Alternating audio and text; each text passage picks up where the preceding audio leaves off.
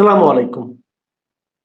প্রিয় দর্শক, অন্য মঞ্চের আলাপচারিতায় আপনাদের সকলকে আমন্ত্রণ জানাচ্ছি। যে নিতে পারবেন, হয় গৃহযুদ্ধ হবে, হয় আর্মি টিকে থাকবে, না হয় সাধারণ মানুষের কাছে আসবে। এবং বিএনপি এই মুহূর্তে তাদের নিদ্রা ভঙ্গের মহাকারণ হওয়া উচিত এবং একসাথে বাংলাদেশের এই রক্ষার আন্দোলনে, এই নির্বাচিত ভাবে দল রক্ষার আন্দোলনে, যেটা গোপালগঞ্জে হচ্ছে, সেটা কিছুদিন পরে তারিখ জাতীয় দেশে আসতে দেওয়া হচ্ছে না, 1 বছর হয়ে গেল। সো সবাইকে সজাগ হতে হবে এবং আর্মির ভিতরে যে পাল্টা হওয়ার সম্ভাবনা, সেটা আমি একেবারে নাচক করে দিচ্ছি না, কিন্তু ভেরিফাইড নাই। ধন্যবাদ। বাংলাদেশে আমেরিকান যে রাষ্ট্রদূত বা এম্বাসি, তারা ডয়েচে ভেলের একটা নিউজ শেয়ার করে তাদের ফেসবুকে। আমি পরের দিনই এটা ছবি দেখে প্রশ্ন করি যে ইউএস এম্বাসি বাংলাদেশে কি রাজনীতি করে কিনা। কারণ যদি তারা রাজনীতি না করে, তাহলে আমার সংবাদ তারা শেয়ার করে না, তারা ডয়েচে ভেলের সংবাদ শেয়ার করলো কেন? গোপালগঞ্জে যে ঘটনাটা এখন ঘটছে 16 তারিখ থেকে, সেটা হলো গণহত্যা এই কারণে, কারণ গোপালগঞ্জ বাসীর উপর আক্রমণ চালানো হচ্ছে সশস্ত্র বাহিনী। শুধু বাংলাদেশের বিমান বাহিনী ছাড়া বাংলাদেশের যত বাহিনী রয়েছে তারা উপস্থিত, এখনো উপস্থিত, দিন রাত চলে, নৌপথে তারা উপস্থিত। এখন মনে হয় তারা বিমান পথে তারা উপস্থিত থেকে ঘুরিয়ে দিবে গোপালগঞ্জকে। কারণ গোপালগঞ্জ কি বাংলাদেশের বিচ্ছিন্ন কোনো অংশ? বাংলাদেশের সেনাবাহিনীর মৌলিক কাজ বা হলো, তাদের শপথ হলো যে আমরা বহিঃশত্রুর আক্রমণ থেকে 18 কোটি মানুষকে রক্ষা করবো। বাংলাদেশের অংশই তো গোপালগঞ্জ। তাহলে আপনারা একটি রাজনৈতিক দলের, যে রাজনৈতিক দল এখনো পর্যন্ত বাংলাদেশে প্রতিষ্ঠিত নয়, এমনকি নিবন্ধিত নয়, সেই রাজনৈতিক দলের কতিপয় অশিক্ষিত মূর্খ, রাজনৈতিক মূর্খ, এই ধরনের কয়েকজন ডাকাতকে আপনারা সামনে পিছনে সাজোয়া যান ব্যবহার করে, যে সাজোয়া যান যুদ্ধে ব্যবহৃত হয়, সেই সাজোয়া যান ব্যবহার করে আপনারা তাদেরকে গোপালগঞ্জ, মার্চ টু গোপালগঞ্জে নিয়ে গেলেন। তারা সারা দেশে করছে পদযাত্রা, তারা এখানে মিলিটেন্ট ওয়ার্ড ইউজ করে যে মার্চ টু গোপালগঞ্জে যাচ্ছে। এটা তো উগ্রবাদ। এটাকে আপনারা বাংলাদেশ সেনাবাহিনী আপনারা শুধু সাপোর্ট করছেন না, তাদের পক্ষ নিয়ে সেদিন সাধারণ মানুষের উপর গুলি চালালেন। গুলি চালানোর ভিডিও ফুটেজ, আমরা মন করার কথা বলছি না, সেই ভিডিও ফুটেজ আপনারা আল জাজিরার যে ছবি আমরা দেখতে পেলাম, এই ছবিটা আসলে অন্য কারোর কাছ থেকে আমরা পাইনি, আল জাজিরার কাছ থেকে ট্যাঙ্ক দিয়ে যেভাবে চতুর্দিকে আগুন, এটা তো আমরা বৈরুতে এরকম দেখছি না, আমরা যেটা দেখতে পাচ্ছি গাজাতে এরকম দেখতে পাচ্ছি। হ্যাঁ, আমরা এই যে গোপালগঞ্জকে যে একটি গাজাতে রূপান্তরিত করলো ডক্টর ইউনূসের এই মেটিকুলাসলি ডিজাইন সরকার, কিন্তু এখন যে কথাটা বলছিলাম যে আমরা কি মরিয়া প্রমাণ করি জীবিত ছিলাম না, আর প্রমাণের প্রয়োজন নেই, আর এসিস টেস্টের প্রয়োজন নেই, যে এই বাংলাদেশের ক্ষমতার পরিবর্তনের মৌলিক কারিগর ঠিকাদার বাংলাদেশ। আর কোনো টেস্টের প্রয়োজন নেই, কারণ 3 তারিখে আপনারা ডিজাইনের অংশ হিসেবে কাজ করেছেন। আপনারা বাংলাদেশের তৎকালীন সরকারের রাজনৈতিক উইংকে বলেছেন যে আপনারা রাস্তায় 5 তারিখ আসবেন না, তাতে এগুলো হবে, দুই পক্ষের মারামারি হবে, এটা আমরা চাই না, আমরা তাদেরকে কন্ট্রোল করতে পারবো। তারপরে তাদেরকে রাস্তায় ছেড়ে দিয়ে আপনি কি করলেন? সারা বাংলাদেশে আর্মি নামিয়ে দিয়ে একমাত্র প্রতিপক্ষ তৈরি করলেন আর আওয়ামী লীগ এবং ছাত্রলীগ যুবলীগ, এবং তাদের বাড়িতে হানা দিচ্ছেন, তাদেরকে হত্যা করছেন, যেসবগুলো হাজার হাজার ডকুমেন্ট আমাদের কাছে আছে। তারপরেও আবার আপনি ওয়াকার সাহেব 2 বার এসে বলেন নোমর, হ্যাঁ, এনাফ ইজ এনাফ। এসবগুলো কিন্তু সবই হলো যাতে করে কোনো ধরনের প্রতিরোধ গড়ে তুলতে না পারে আওয়ামী লীগ সেটা বিশ্বাস করে গেছে, বাংলাদেশের জনগণ সেটা বিশ্বাস করে গেছে। কিন্তু আপনারা যে আসলে কুমির, আসলে শেয়াল, আসলে ধূর্ত, এবং সেটার প্রমাণ আপনার ধৈর্যের বাঁধ আপনাদেরই ভেঙে গেল যখন জনগণ রাস্তায় নেমে আসলো। বিশ্লেষণটা করে দিই, থাকুক আর না থাকুক, বাংলাদেশের প্রচলিত আইন মেনে তারা বাংলাদেশের প্রত্যেকটি অঞ্চলেই তারা তাদের প্রচার করবে, এটা মৌলিক স্বাধীনতা। যদিও বাংলাদেশ আওয়ামী লীগের এই মৌলিক স্বাধীনতাকে তারা সরকারি, আমাদের কোনো সরকারি দল নেই, তাহলে সরকারের সমস্ত প্রোটোকল আপনারা কিভাবে জানেন এই পার্টির এই কয়েকজন মানুষকে? এবং তারা সিচুয়েশনটা আরেকভাবে বিশ্লেষণ, তারা গেল সেখানে পদযাত্রা সব জায়গায়, এখানে মিলিটেন্ট ওয়ার্ড ইউজ করে তারা গেল এখানে মার্চ টু গোপালগঞ্জ, এবং তাদের নেতারা বুলডোজার কোথায় পাওয়া যায় এবং কোথায় সেগুলো কন্ট্রাক্ট করলো, এবং সেখানে নেতাদের যখন বুঝতে পারলো না, তখন আর্মির সাহায্যে তারা পৌঁছার পর স্টেজে উঠে যখন তারা জাতির পিতার উপর তারা অকথ্য ভাষায় কথা বলছে, তখন চতুর্দিক থেকে কারণ ওনাদের মিটিং এ ছিল তাদের গুন্ডা পান্ডা যেসব বাংলাদেশের চেহারা দেখা যায় না, তারা তাদের হাতে ককটেল, চতুর্দিক থেকে মানুষ তাদেরকে আক্রমণ করে তাদের মিটিং ভণ্ডুল করে দেয়। সেখানে কোথাও তো কোনো পুলিশকে আক্রমণ করতে দেখিনি, সেখানে তো কোনো আর্মিকে আক্রমণ করতে দেখিনি, সেখানে কোনো আর্মির সাথে তো সংঘর্ষ হয়নি। অতএব আর্মি কেন গুলি করবে? আপনারা না বলেছিলেন যে তারা ডিসিশন নিয়েছেন জনগণের উপর তারা গুলি করবেন না, তাহলে এরা কি জনগণ নয়? এই যে জনগণের উপর আপনি গুলি করবেন, এখন তার গুলি করছে একটা নির্দিষ্ট গোষ্ঠীর উপর নির্দিষ্ট জায়গায় এবং চতুর্দিকে কভার করবে। অর্থাৎ এই এনক্লেভটা বাংলাদেশের অংশ কি নয়? এখানে তো আসলে এটা এই গণহত্যা নতুন সময়ে এখন পৃথিবীব্যাপী এই গণহত্যা যে সেখানে সংঘটিত হচ্ছে, আমার আর আপনার এই মুহূর্তে শক্তি নেই সেখানকে প্রতিহত করার। একমাত্র শক্তি তারা জনগণ, যেমন জনগণ খুব খুশি উঠেছে, সেখানে আর্মিকে সরাসরি নিয়োগ দেওয়া হলো। আর্মি, আসলে আর্মি এই ক্ষমতাটা পাকিস্তানি স্টাইলে ব্যবহার করছে, যে আমরা বঙ্গবন্ধুর নেতৃত্বে দেশ স্বাধীন হওয়ার পর বাংলাদেশ আর্মি 2বার ক্ষমতা দখল করলো, কিন্তু জনগণের আন্দোলনে তারা থাকতে পারলো না, পাকিস্তানি স্টাইলে দেশ চালাতে পারলো না। এখন এটা পুরাপুরি হলো পাকিস্তানি একটা প্রজেক্ট, যে পাকিস্তান যেভাবে তার 47 সালে জন্মের পর থেকে আজ পর্যন্ত সেখানে একজনকে নিয়ে আসে, আরেকবার আরেকজনকে নিয়ে আসে, এখন আরেকজনকে নিয়ে আসে, তাদেরকে 5 বছর কভার করতে দেয় না, তাদেরকে একটা নির্বাচনের মাধ্যমে নির্বাচিত করে ক্ষমতায় বসে এবং তাদের কথা চলে। সেই একই প্রজেক্ট বাংলাদেশে এই আর্মি কাজ করছে, কারণ এটা এই প্রোডাক্ট, এই পুরো আর্মিটাই এখন জামাত নিয়ন্ত্রিত। জামাত যদি আপনারা কেউ বলেন আমি রাজনৈতিক কথা বলছি, ভুলে যান, জামাত জঙ্গিবাদ নিয়ন্ত্রিত। যেই জঙ্গিবাদের সাথে হলো বাঙালির সার্বভৌমত্ব, আমাদের 4 স্তম্ভ, আমাদের ধর্ম নিরপেক্ষতা, এই সকল গুলো না 71 সালে শেখ মুজিবের বাড়ি তুমি মানবে কেন? নাহলে তুমি ভাই, কারণ তোমার রাজনীতি যদি হয় ক্ষমতার রাজনীতি, তাহলে অবশ্যই তুমি যেরকম শেখ হাসিনার বিরোধী, অবশ্যই আমরা দেখতে পাচ্ছি এখন বিএনপি বিরোধী। I have no problem with that, nobody had any problem with that. খবর কি হলো 71 মুছে দিতে হবে, সব 71 ভেঙে দিচ্ছে। বঙ্গবন্ধুর বিরুদ্ধে তোমাদের কথা থাকার তো কোনো কারণ নেই, কোনো কারণ নেই। অতএব এই কারণটা হলো এই আর্মি, তারা এইগুলো অসংখ্য ছেলেকে সামনে রেখে তারা ক্ষমতা পরিপক্ক গিয়ে থাকতে চায়, যেটা কভার আপ করতে চায়। একটা বিষয় হলো যে পাকিস্তানি স্টাইলে আর্মি ক্ষমতা থাকবে। আমি একটু এই জায়গায় আমি একটু আপনাকে সম্পর্কে একটু প্রশ্ন করতে চাই। আপনি যেটি বললেন যে বাংলাদেশ সেনাবাহিনীর মধ্যে সবার মধ্যে একটি ধারণা যে বাংলাদেশ সেনাবাহিনীর এখন খুব শক্ত একটি অংশ আছে জামাতপন্থী, পাকিস্তানপন্থী, এবং আপনি তাদেরকে জঙ্গি বললেন।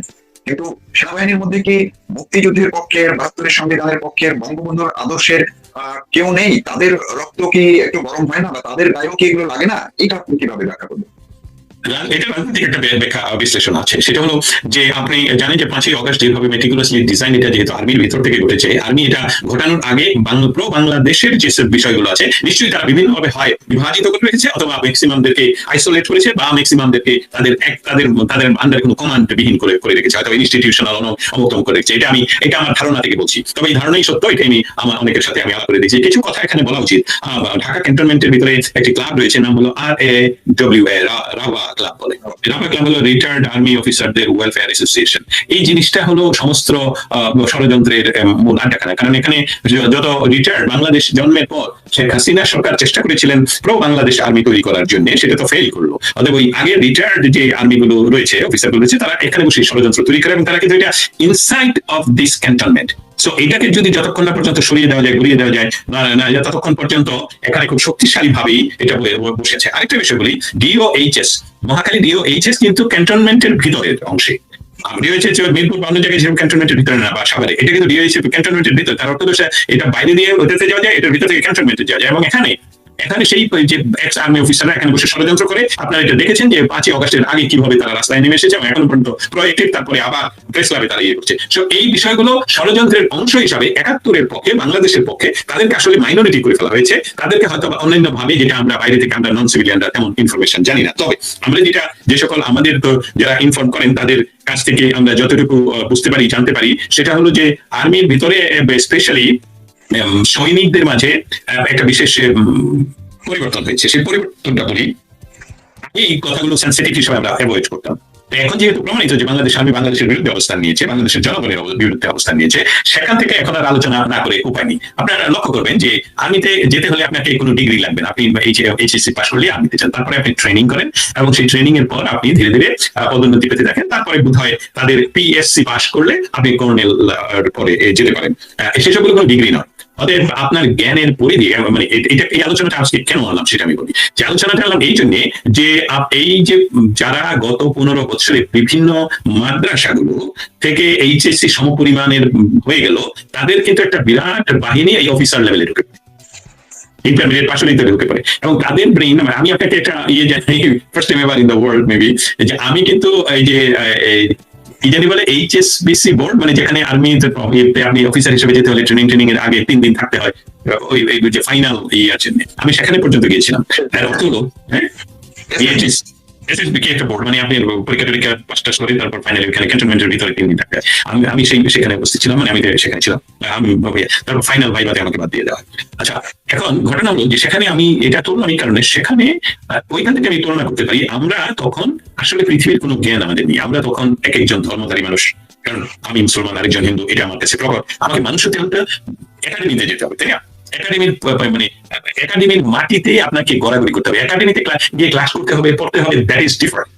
একাডেমিতে একটা ব্যক্তি গেলে, এই জন্য অক্সফোর্ড ইজ এ ক্যাম্পাস, এই জন্য ঢাকাকে প্রাচ্যে অক্সফোর্ড বলা হতো যে এখানে একটা ক্যাম্পাস। আপনি ক্যাম্পাসে, এখানে চর্চা হবে, মানুষ তৈরির চর্চা হবে, এখানে জ্ঞান চর্চা যেরকম হবে সেরকম মানবিকতার চর্চা হবে। এবং এখানেই আসে বুঝবেন যে আরে আমি তো মানুষ। আগে এই একাডেমিতে না গেলে, আপনি যে হিন্দু না, আপনি যে মুসলমান আগে না, আপনি যে খ্রিস্টান আগে না, এটা ওইখানে না গেলে তো বুঝে যাবে না। কিন্তু যারা মানুষকে হত্যা করার জন্য যে বাহিনী তৈরি করতে হবে, তাদেরকে তো অনেকগুলো বিষয় ইয়ে করতে হবে। কোন বিষয়? যে তোমার জীবনের বিনিময়ে এই দেশ বেঁচে থাকবে, এই ট্রেনিং তোকে দেয়। তোমার জীবনের বিনিময়ে তুমি এখানে কিছু না বললে পরপারে পাবে, এই ধরনের বিভিন্ন। তারপরে তাদেরকে ড্রাগ দেওয়া হয়, যেসবগুলো সারা পৃথিবীতে আমরা এর মধ্যে জানি। এই যে একটা শ্রেণী গত 15 বছরে আমার মনে হচ্ছে যে ঢুকে গেল অফিসার লেভেলে, তারা তো কর্নেল লেভেলের নিচ পর্যন্ত, এবং দে আর ফ্যানেটিক। তারা বাংলাদেশকে মনে করে এটা মুসলমানের দেশ, এবং পাকিস্তানকে তারা পাকিস্তান মনে করে। শব্দটা আলাদা করতে হবে, পাকিস্তান। এবং পাকিস্তানকে এই বঙ্গবন্ধু পাকিস্তান ভেঙে দিয়েছে, কত বড় অপরাধ ধর্মীয় ভাবে। আমি কি বুঝতে পারছি আপনাকে? এই অপরাধের কারণে তারা সবচেয়ে বড় প্রিয় হলো শেখ মুজিবকে মেরে ফেলতে হবে, মানে মৃত শেখ মুজিবকে মেরে ফেলতে হবে। You understand? আমি যে কথাটা বলি যে বঙ্গবন্ধু এমন একজন নেতা, বঙ্গবন্ধু এমন একজন সত্তা যে বঙ্গবন্ধু কখনোই মরে নাই। কারণ 7 মার্চের ভাষণকে আপনি 3টা ভাগে ভাগ করে যদি দেখুন, একটা হলো ইতিহাস, আরেকটা হলো কি ঘটছে, তারপরে হলো ওনার ডাইরেকশন। এবং সেখানে উনি বলেছেন তোমাদের যার যা কিছু আছে, এটা কিন্তু আপনি ইমপ্লিমেন্ট করতে পারবেন ফর এভার। যখনই বাঙালিরা তাদের স্বদেশ বিপদে পড়বে, স্বদেশ হস্তচ্যুত হবে, তখনই বঙ্গবন্ধুকে আপনি পাবেন আপনার সামনে দাঁড়িয়ে আছে। কারণ তিনি বলছেন তোমাদের যা যা কিছু আছে তাই নিয়ে শত্রুর মোকাবেলা করতে হবে, এবং এটা গোপালগঞ্জবাসী করেছেন। সেখানে বঙ্গবন্ধু উপস্থিত ছিলেন এবং তাকে মুছে ফেলা দেওয়া যায়। এইটা, এই অ্যাড্রেসটা, এই 7 মার্চের ভাষণ, এই 7 মার্চের ভাষণ জীবিত, এবং সেটাকেই বাঙালিরা অনুপ্রেরণা নিয়ে আবার দেশকে স্বাধীন করবে। আমি যদি এটার সঙ্গে আরেকটা এমনি ইনফরমেশন আমিও কিছুটা পেয়েছি, আবার সামাজিক যোগাযোগ মাধ্যমেও কিছুটা দেখেছি। নিশ্চয়ই আপনার কাছে হয়তো এই বিষয়ে একটু খবর থাকতেও পারে, বা আছে কিনা যদি একটু জানান। আজকেই শুনলাম, আজকে রাতে, অর্থাৎ এখন থেকে ঘন্টা 3 আগে, যে এই গোপালগঞ্জে যে আর্মির অ্যাকশন, এটা নিয়ে এখন আর্মির ভেতরে নিজেদের মধ্যে, সেটি তারা জঙ্গিবাদের পক্ষে হোক, জামাতের পক্ষে হোক, কিন্তু যেই কয়জন মুক্তিযুদ্ধের পক্ষে আছে তারাও, তাদের মধ্যে একটা প্রতিক্রিয়া তৈরি হয়েছে, এবং এটি নিয়ে এক ধরনের উত্তপ্ত একটা সিচুয়েশন নাকি ভিতরে আছে। এই ব্যাপারে আপনার কিছু জানা আছে কিনা? একটা ক্ষোভ তৈরি হয়েছে যে এটা করা উচিত হয়নি, এবং এটা এই বিশেষ করে বিএনপি পন্থী যারা আছে তারাও নাকি এটা পক্ষে এখন সায় দিচ্ছে না, বরং তারাও ক্ষুব্ধ হয়েছে। বিষয়টা খুবই স্বাভাবিকভাবে বলে আমি বলবো আপনাকে। আমরা যে তথ্যগুলো এখনো ভেরিফাই করতে পারিনি, সেই তথ্যগুলো আমরা প্রকাশ করতে চাই না, কিন্তু আমার এটা খুবই স্বাভাবিক একটা বিষয়, এখানে প্রতীয়মান এবং প্রমাণিত। ডক্টর ইউনূসকে আর্মি ডাকলো, আমি কিন্তু উনি নিশ্চয়ই বলেছেন 2008 যেটা বলছিলেন যে আমাকে কিন্তু আনলিমিটেড টাইম দিতে হবে, এবং আমি কিন্তু সেই কন্ডিশনই ওনাকে নিয়ে এসেছি। নাহলে আর্মির এক আঙ্গুলের ইশারায় কিন্তু উনি সব বন্ধ করে দিতে পারে ইমিডিয়েটলি, সমস্ত অ্যাট্রোসিটি কিন্তু করাচ্ছে আর্মি। এবং আমি যেই অংশটা করাচ্ছি, তারা ওই আগেই এরকম পরিস্থিতি তৈরি করেছে যাতে প্রব 71-এর মানুষ ওই আর্মির ইয়েগুলো একসাথে হতে না পারে।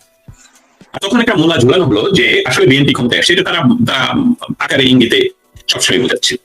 এবং এমনকি একটা রাষ্ট্রের প্রধান হয়ে রাষ্ট্রের টাকায় খরচ করে বিএনপির ভারপ্রাপ্ত, মানে আমি বিএনপির সমালোচনা করছি না, কিন্তু এটা অদ্ভুত, যিনি আছেন একজন সভাপতি, তারপরে আবার ভারপ্রাপ্ত সভাপতি, এই দুটা ইয়ে হয় না। মানে একজন না থাকলে, হ্যাঁ উনি যখন জেলে ছিলেন তখন ছিলেন, এখন তো জেলে নেই উনি, তার মানে ওই ভারপ্রাপ্ত সভাপতি, তাও আবার প্রবাসে, স্ব ইচ্ছা প্রবাসে, সেখানে গিয়ে রাষ্ট্রের ডাকাতি করে কু করে দখল করছেন। রাষ্ট্রের প্রধান সরকারি শাখায় গিয়ে মিটিং করে আসলেন, মিটিং করে এসে বুঝলেন যে yes, everything is under control. কিন্তু গত 15 দিনে এটা দেখা, মানে প্রমাণিত হলো এই রাষ্ট্র ক্ষমতা আওয়ামী কন্ট্রোল করবে, এবং সেখানে তাদের পালা কিছু, আমি কুকুরের সাথে তুলনা করতে চাই না, বরাহ শাবক কিছু, তাদেরকে সেখানে বসাবে, এবং তারা সেই আন্ডার ডেভেলপমেন্ট মধ্যে ওই আর্মি অফিসারদের মতো যারা ইন্টারমিডিয়েট পাস, তাদেরকে ওখানে বসাবে। এই জন্য এই বরাহ শাবকদেরকে নিয়ে আর্মির উপর বলে দেয় যে তোমরা আমাদের বিরুদ্ধে মাঝে মধ্যে কিছু বলো।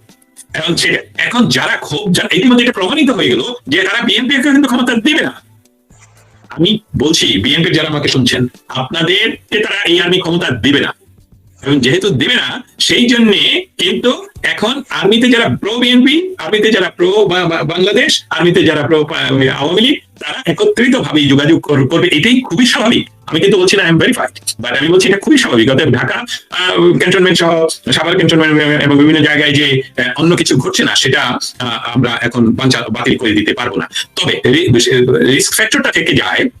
একটা হলো যে মেটিকুলাসলি ডিজাইনের যে বিরাট আকার অংশ, এটা প্রায় যে কোনো উপায়ে একসময় বাংলাদেশে এই যে ইয়াবাদ কি জানি সৌদি আরবের যে ইসলাম, সেটা প্রচার করার জন্য বাংলাদেশের আর্মি অফিসাররা কিন্তু মাসোহারা পেত, মাসিক একদম সৌদি টাকা পেত। এটা একদম প্রমাণিত, এটা ডকুমেন্টেশন।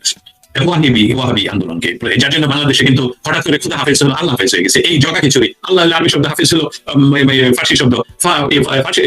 ইরানিয়ানরা আমাদের দেশে আমাদেরকে বাই বাই বলতে তাদের ভাষাটা আমাদেরকে শিখাই দিয়ে গেল খুদা হাফেজ। এটার সাথে ইসলামের কোনো সম্পর্ক নেই, এটা হলো তাদের ভাষা। কিন্তু এই ওয়াহাবির টাকা দিয়ে এটাকে এখন তৈরি করে দিল, আমাদেরকে বলতে হবে আল্লাহ হাফেজ। এবং এই মূর্খদেরকে যখন আমি বলি খুদা হাফেজ, খুদা হাফেজ আমার বলার ইচ্ছা নেই, এটা যেহেতু বাংলাদেশে কেমন আছেন বললাম, জানা সালাম আলাইকুম দিতে হয়। হ্যাঁ, এটা সামাজিক একটা প্রথা হয়ে গেছে। হ্যাঁ, এটা বাংলা বলি না, ইংলিশ বলি না, আরবি বলি, আই ডোন্ট নো, সালাম আলাইকুম বলছি, উনি ওয়ালাইকুম সালাম বলছে, সেটা আমার কথা শেষে আমাদেরকে শেখানো হয়েছে মানে এটা যে এটা হলো খুদা হাফেজ, এখন তারা শিখে আল্লাহ হাফেজ। অতএব আমরা কোন পথে যাব? সেই বিষয়টা এখনকার যে আর্মিরা আছে তারা ওই মেটিকুলাসলি ডিজাইনের কোনো না কোনো সুবিধা ভোগী বিভিন্ন পর্যায়ে। অতএব তারা দীর্ঘদিন বলছে মানে বলে না যে নুন বা কুট খেলে গুণ গাইতে হয়, ওইরকম একটা পরিস্থিতিতে ছিল। এখন তারা সংগঠিত হবে এবং সেই সংগঠিত ভাবে এদের বিরুদ্ধে দাঁড়াবে, সেই শক্তি কারণ কোর্ট মার্শাল হয়ে যেতে পারে। তারা সংগঠিত হলে তাদের উপরে নিশ্চয়ই এমন গোয়েন্দাগিরি হচ্ছে যে কোনো কি হচ্ছে। জিয়াউর রহমানের আমলে শত শত আর্মি অফিসার থেকে মারা হলো, আমরা জানি সেই একই পরিস্থিতিতে যাচ্ছে।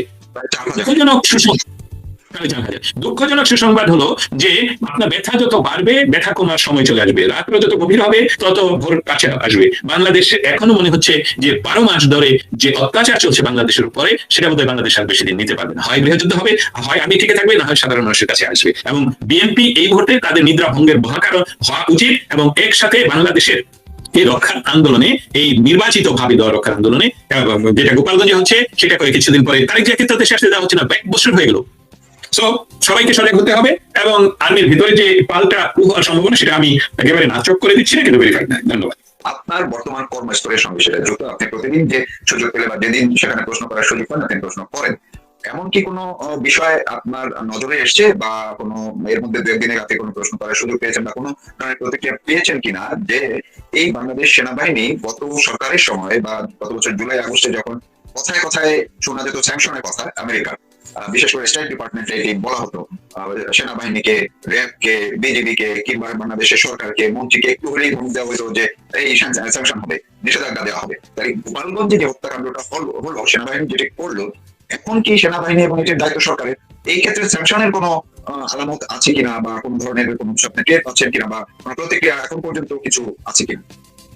যে কথাটা এখানে খুবই প্রযোজ্য বলা, সেটা আমি বলে রাখি যে বাংলাদেশের গত 18 সন থেকে স্টেট ডিপার্টমেন্টের যে বাংলাদেশ সম্বন্ধে যে বিষয়গুলো কথা বলা হতো, এটা আসলে আমেরিকান অ্যাক্টিভিটিস ছিল, সরাসরি বলি আমেরিকান অ্যাক্টিভিটিস। কারণ সেখানে যদি প্রশ্ন এরকম হতো যে কথা যে পিটার হাস একজন বলছে ওনাকে হাঁসের মতন কেটে খেয়ে ফেলবো, সেটাও তারা প্রতিক্রিয়া জানাতো, কারণ এটা তাদের প্রয়োজন, মানে এটা তারা মেটিকুলাসলি ডিজাইন তো তারাই তৈরি করছে। অতএব এটা যে বাংলাদেশ সম্বন্ধে বলতে হবে, এবং সেখানে একজন এক চেয়ারম্যান বলছে যে মার্কিন সাম্রাজ্যবাদ নিপাত, সেটা আপনি এখন ঘটনা হলো এই সরকার তো হলো স্থিতি অবস্থায় জনপ্রিয়। ট্রাম্প প্রশাসন, Trump is very popular in America. ট্রাম্পের একটা প্রশংসা করতেই হবে, উনি যে কথা বলেন মুখে সেই কথাটা উনি করেন।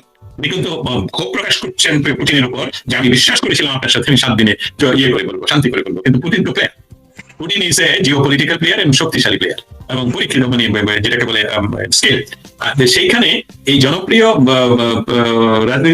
প্রেসিডেন্ট, ওনাদের অবস্থান কিন্তু বাংলাদেশ নিয়ে স্থিতিশীল অন্য একটা কারণে, সেটা বলি তাদের এটা প্রজেক্ট ছিল না, এটা এই সরকারের প্রজেক্ট নয়। তবে আমেরিকার যে বিষয়টা নিয়ে আমি তুলে ধরতে চাই, আমেরিকার বিষয়টা হলো আমেরিকা কখনোই ব্যক্তিগত ভাবে আমার সাথে সম্পর্ক বলা নাই বলে রেজিম চেঞ্জে চায় না।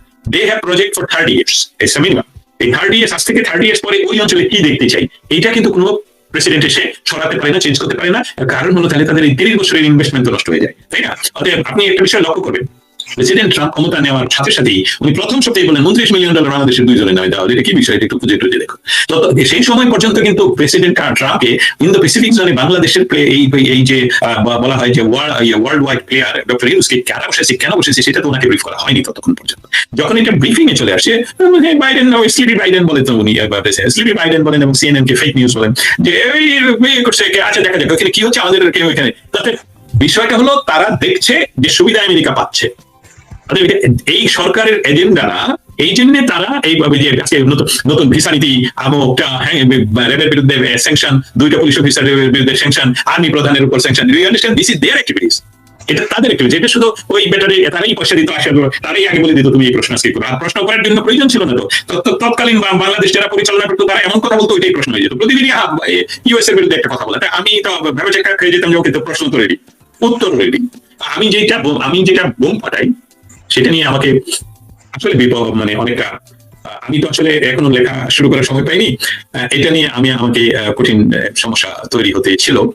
সেটা হলো যে বাংলাদেশে আমেরিকান যে রাষ্ট্রদূত বা এম্বাসি, তারা ডয়েচে ওয়েলের একটা নিউজ শেয়ার করে তাদের ফেসবুকে। আমি পরের দিনই এটা ছবি দেখে প্রশ্ন করি যে ইউএস এম্বাসি বাংলাদেশে কি রাজনীতি করে কিনা। কারণ যদি তারা রাজনীতি না করে তাহলে আমার সংবাদ তারা শেয়ার করে না, তারা ডয়েচে ওয়েলের সংবাদ শেয়ার করলো কেন? তারা তো একটা নির্দিষ্ট পত্রিকার সংবাদ শেয়ার করার কথা নয়, তারা তো নিজেদের উইং আছে, নিজেরা প্রডিউস করতে পারে সংবাদ। উনি বললেন প্রথম থেকে I do not know this right now, কিন্তু আমি তোমাকে উত্তর দেবো। আমাকে সেই রাতে বলবো বহু কিছু হয়েছে, বাংলাদেশ এম্বাসি, বাংলাদেশ থেকেও আমাকে ফোন করা হয়েছিল, আমি তাদের সাথে কমিউনিকেট করিনি, আমি তাদেরকে বলছি যে I don't want to talk to you. কিন্তু এই যে সাহসিকতার কথা আর কি, যে এটা একদম ভিত অনেকটা নড়ে টরে বসে, যারা সকলিত হয়ে পরে 2 ঘন্টার ভিতরে ওরা সরিয়ে ফেলে, কিন্তু সত্যি সরিয়ে ফেলে, আচ্ছা আচ্ছা। একদম সরিয়ে ফেলে। সো অনেক কিছু বিষয় আছে যে এই বিষয়গুলো আমরা দেখি বুঝি, কিন্তু অফ দ্য রেকর্ড আমরা এটা সম্ভব নয়। তবে অবস্থাটা হলো স্থিতিশীল, এটা হুট করে ইয়া করা যাবে না যে এখানে বাংলাদেশে আমরা, যেমন আমি আরেকটা উদাহরণ, দেশের জন্য নতুন ভিসা নীতি ঘোষণা করা। আমি 3rd 4th রথে, আমাদের সামনের রথে, 2য় 3য় রথে সবসময় পৃথিবীর সকল নামী দামি সাংবাদিকরা বসে, যাদেরকে আমরা দেখতে পাই বিভিন্ন টেলিভিশনে। সেখানে একদম সামনের সারির প্রথম ডান দিকের ফার্স্ট সিটে যিনি বসা, আমি আমার ইচ্ছা করি ওনার নামটা এখন বললাম না, খুব সিনিয়র সাংবাদিক, উনি বলছেন মিথ্যা কথা মেথু মিলার থেমে হেসে দেয়া বলে কি মিথ্যা কথা, যে তুমি যেটা বলতেছো এটা পুরো মিথ্যা কথা। তুমি বলছো নতুন ভিসা নীতি, আমেরিকাতে নতুন ভিসা নীতি করতে তো পার্লামেন্টে যেতে হয়, পাশ করতে হয়, তুমি নিজে নতুন ভিসা নীতি তৈরি করলে কিভাবে? তুমি যেটা বলছো এটা আমেরিকার আজকে 50 60 100 বছর পুরাতন ভিসা নীতি, যেটাকে তুমি বলছো এখন বাংলাদেশের জন্য আমরা প্রয়োগ করব, এটা নতুন ভিসা নীতি নয়, এটা বলতে HC সামথিং নাম্বার এখন বা 10C। এটা হলো আমেরিকাতে যে কোনো ব্যক্তি, আপনি আমি যে কোনো ব্যক্তি আমেরিকাতে যে কোনো কাজের জন্য ভিসার আবেদন করবে, তাকে এই স্ক্রুটিনির ভিতর দিয়ে দিতে হবে, এই ভিসা যে এই ন্যাশনাল সিকিউরিটির জন্য সে কোনো ধরনের কিনা, মানে কোন ধরনের সিকিউরিটি রিস্ক আছে কিনা, এটা বলবৎ ফর এভরি টাইম। তুমি এখন যেটা করছো এটা জাস্ট এ পলিটিক্স, এটা বলছি লম্বা করে বলছে, just a politics to pressurize Bangladesh, যে বাংলাদেশের জন্য নতুন visa this is not a নতুন ভিসা।